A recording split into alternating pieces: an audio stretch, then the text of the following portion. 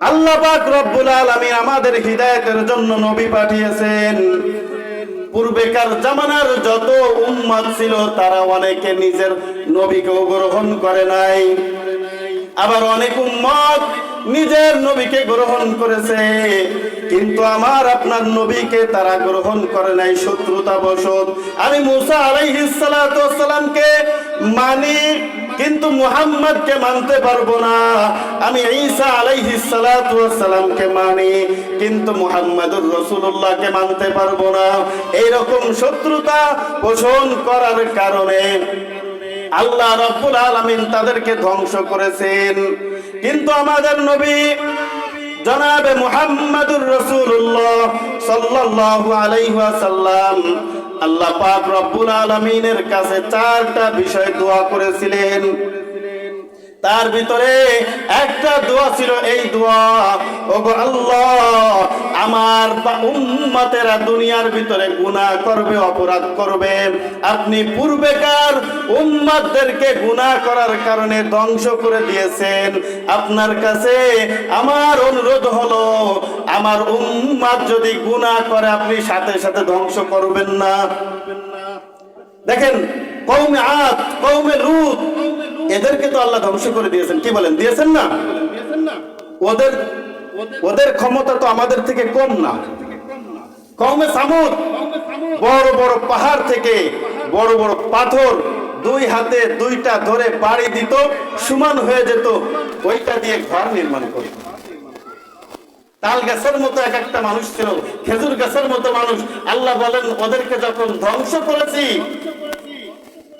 খেজুর গাছের কাণ্ডের মতো বিছিয়ে রেখেছি আমি আল্লাহ। কারণ এরা সাহস দেখিয়েছিল আল্লাহর আযাব যখন আমাদের কাছে আসবে, আল্লাহর আযাবকে আমরা ঠেকায় দেব। আল্লাহর আযাব কি আসবে? বলে বাতাস আসবে, বাতাস ঠেকায় দেব। আমরা অনেক লম্বা লম্বা মানুষ, বাতাস আমরা ঠেকায় দেব।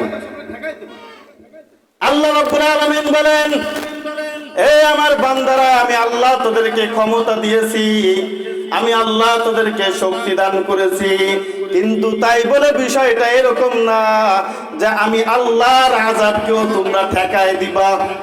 এইরকম ক্ষমতা দিয়ে আমি আল্লাহ তোমাদেরকে দুনিয়ার ভিতরে পাঠাই নাই।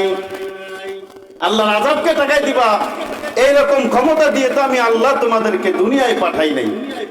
আল্লাহ পাক খেজুর গাছের কাণ্ডের মতো ফেলে রেখেছেন, কোনো উপায় নাই।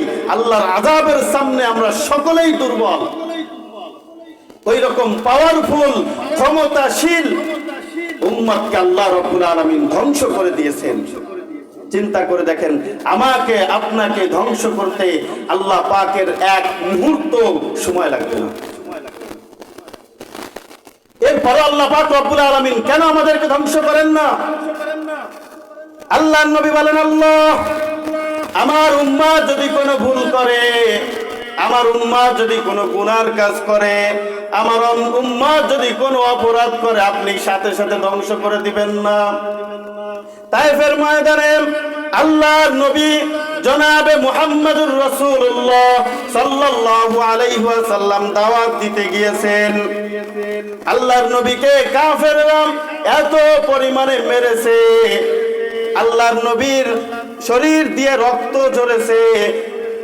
মুহাদ্দিসিনে কিরাম লেখেন, আল্লাহর নবী সাল্লাল্লাহু আলাইহি ওয়াসাল্লাম 1 মাস পরে যখন তায়েফের ময়দান থেকে ফিরে এসেছিলেন, আল্লাহর নবীর শরীর দিয়ে তাজা রক্ত ঝরতেছিল 1 মাস পরেও। 1 মাস পরে যখন ফিরে আসতেছেন, আল্লাহর নবীর ওই ক্ষত স্থান দিয়ে তাজা রক্ত ঝরতেছে।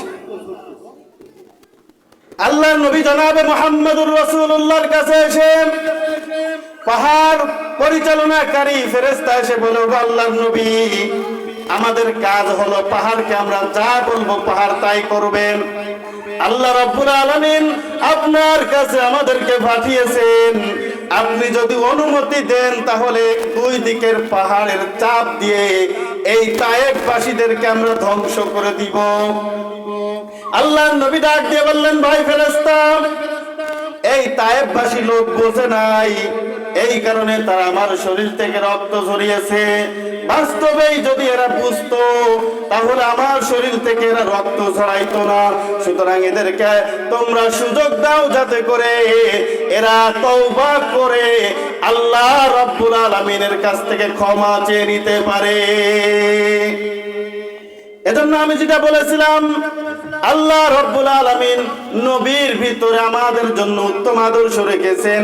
লাকাদ কানা লাকুম ফি রাসূলিল্লাহি উসওয়াতুন হাসানা লিমান কানা ইয়ারজুল্লাহা ওয়াল ইয়াউমাল আখির ওয়া যাকারাল্লাহা কাসীরা।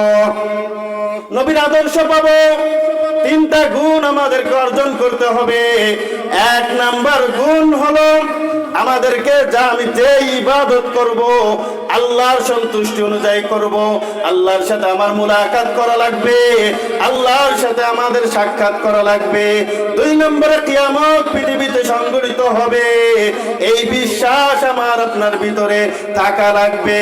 তিন নম্বরে হলো আল্লাহ রাব্বুল আলামিনকে যত বেশি স্মরণ করব আল্লাহ পাক আমাকে তত বেশি আল্লাহর নবীর আদর্শ গ্রহণ করার জন্য প্রস্তুত করে দিবেন। বলেন সুবহানাল্লাহ।